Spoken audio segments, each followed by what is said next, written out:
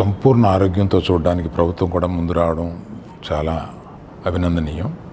చాలామంది అభిమానులు కానీ, బంధువులు కానీ, మిత్రులు కానీ అల్లు అర్జున్ ఎందుకు హాస్పిటల్కి వెళ్ళలేదు అని అడుగుతున్నారు. దానికి కారణం చెప్తాను.